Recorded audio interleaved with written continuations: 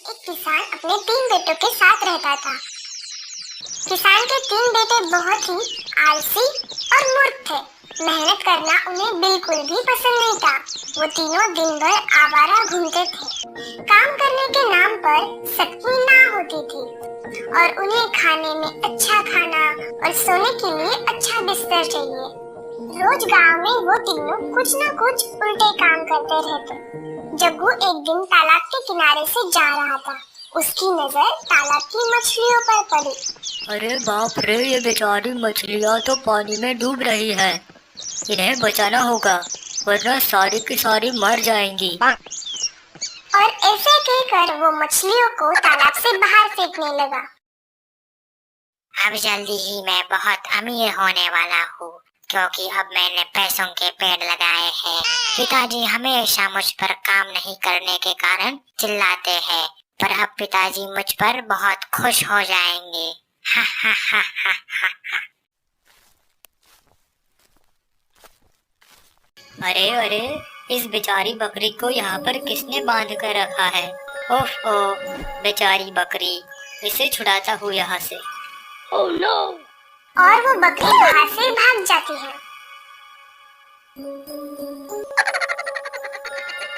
ऐसे ही एक दिन वो तीनों रात में उनके पिताजी के साथ जंगल से घर आ रहे थे। तीनों जंगल से घर पहुँचे, तभी उनमें से बट्टू बोलता है, अरे बाप रे, हम तो 4 लोग थे पर अभी तो 3 लोग ही वापस आए हैं। लगता है किसी एक को जंगली जानवर खा गया है। 1, 2, 3। अरे भाई, सही कह रहे हो। हम जाते वक्त तो 4 लोग थे, पर आते वक्त सिर्फ 3 लोग ही आए हैं। अरे गधो, तुम अपने को छोड़कर क्यों गिन रहे हो? देखो, मैं बताता हूँ। मैं 1, 2, 3 और 4। हो गए ना 4? अरे हाँ पिताजी, आपने सही कहा। हम बराबर 4 लोग हैं।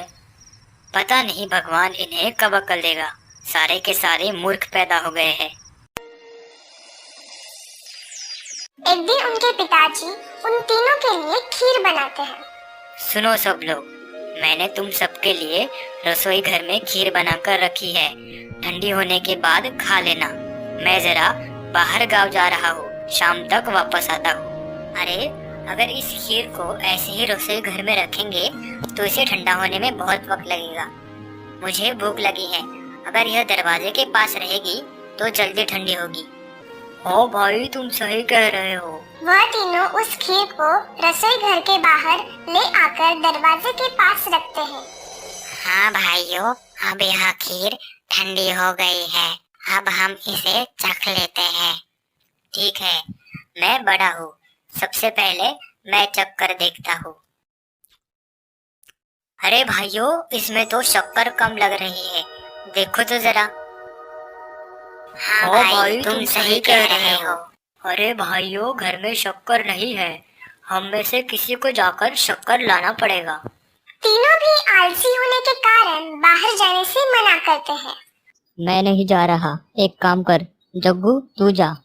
नहीं नहीं बट्टू, तू छोटा है।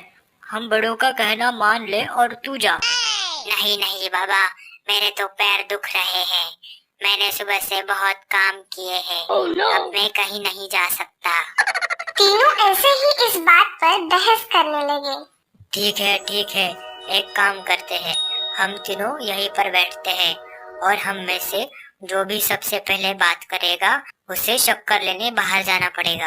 हाँ, ठीक है, तुम सही कह रहे हो। अब हम ऐसे ही करते हैं। ऐसे वह तीनों उस खीर के पास बैठ जाते हैं। कोई भी कुछ नहीं बोलता, सब एकदम चुप्पी बनाकर बैठते हैं। तभी बाहर से 2 बिल्लियां आ गई और खीर खाने लगी, पर फिर भी वह तीनों कुछ नहीं बोले। सभी एकदम चुप रहे। सभी लोग बिल्ली को खीर खाते देख रहे थे। बाद में एक बिल्ली सभी को देखकर सोचने लगी, कहीं ये तीनों मर तो नहीं गए, और फिर वो गोलू का पैर चाटने लगी। अरे शुक शुक शुक, जा इधर से, जा बाहर। अरे देखो, इसने बोला हाँ, अब तू शक्कर लेने जाएगा। हाँ, अब तू ही शक्कर लेने जाएगा। तभी उनके पिताजी वहाँ पर आते हैं। अरे अरे, क्या हुआ? क्यों इतना शोर मचा रहे हो? तीनों ने सारी बात बताई।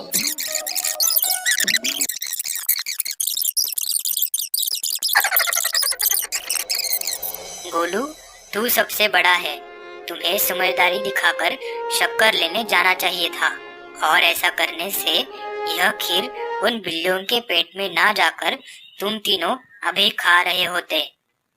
तुम लोग ऐसे ही लड़ते झगड़ते रहे तो ऐसे ही एक दिन कोई बाहर का आदमी आकर तुम्हें ढक कर जा सकता है। जीवन में अगर तुम तीनों साथ मिलकर काम करोगे तो जिंदगी में बहुत कुछ कर सकते हो, वरना तुम्हारी जिंदगी ऐसे ही लड़ते झगड़ते बर्बाद होगी। हाँ पिताजी, आप सही कह रहे हो। आज हम तीनों साथ में और समझदारी से काम करते तो ऐसा नहीं होता और हम मजे से खीर खा पाते, और हम अपनी इस नासमझी से बहुत शर्मिंदा हैं। हाँ पिताजी, हम आपको वचन देते हैं, हम आगे से तीनों साथ रहेंगे और एक दूसरे का कहना मानकर सोच समझकर काम करेंगे। तभी से वो तीनों साथ रहकर मिलजुल कर काम करने लगे और पिताजी का कहना